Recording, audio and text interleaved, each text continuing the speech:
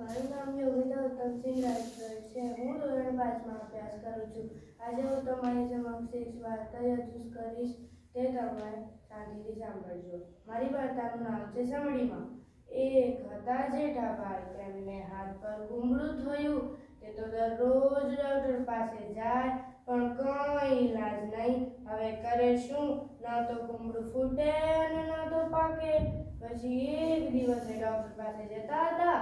રસ્તામાં તેમને એક સમડી મળી. સમડી કહે, જેઠાભાઈ જેઠાભાઈ, તમારા હાથમાં શું થયું? એ કહેવા લાગ્યા, જુઓ ને બેન, હાથમાં કુંબળું થયું છે. ન તો ફૂટતું અને ન તો પાકતું. હવે શું કરું? તો સમડી કહે, બસ એટલી વાત? આ તો હું હમણાં ફોડી નાખું.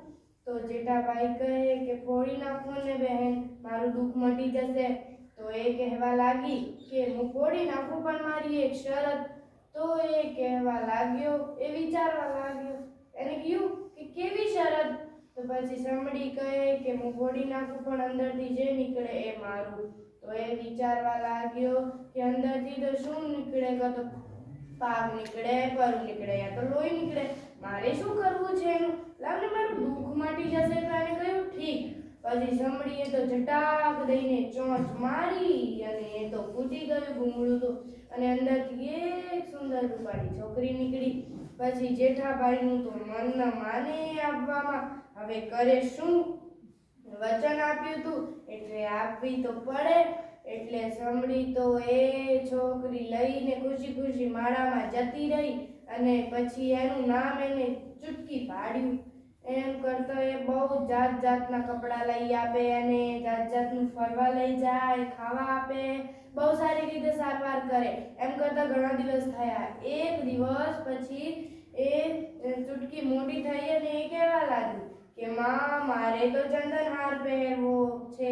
હવે હું મોટી થઈ ગઈ છું. તો એ સમડી કહેવા લાગી કે હા, હું લઈ તો આપું, પણ એ કોઈ સામાન્ય લોકો જોડે ન હોય.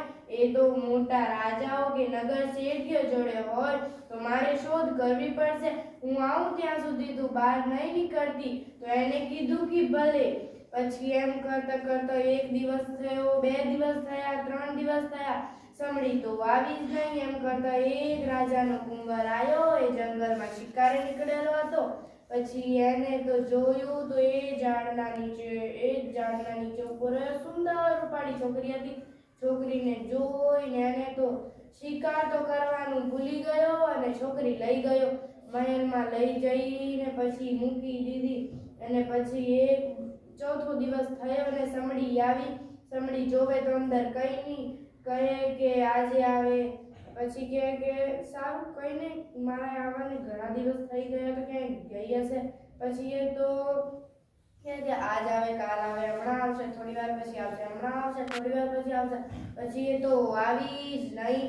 અને જોતા જોતા દિવસો થઈ ગયા. પછી એ દર ગામના છાપરે છાપરે બેસીને એક બાજુ તો આ સમડી રાજાના મહેલમાં ખાતી હતી, પીતી હતી, રમતી હતી ને મજા કરતી હતી. અને એક બાજુ આ સમડી એને શોધતી હતી. દર ઘરના છાપરે છાપરે બેસીને બોલે, મારી રાધિકાને કોણ લઈ ગયું? મારી ચૂટકીને કોણ લઈ ગયું? કોણ હરી ગયું? કોણે દીધા વનવાસ? એમ દર ગામડે બેસીને નાના નાના ગામડામાં દર ઘરે છાપરે છાપરે બેસીને બોલે.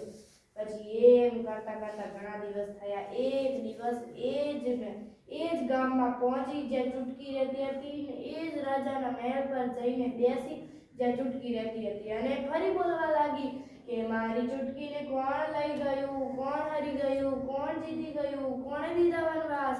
એમ બધું બોલવા લાગી. પછી એ તો ચૂટકી અંદર બેઠી, હિંચકા પર બેઠી હિંચકતી બધું સાંભળતી હતી. તો એને કહ્યું કે આ તો મારી બાનો અવાજ છે. તો એ તો ગભરાઈ ગઈ અને કહે કે આ તો મારી બા છે. તો પછી સેવકો કહેવા લાગ્યા, ના, આ તો છાપરે બેસીને સમડી બોલે છે.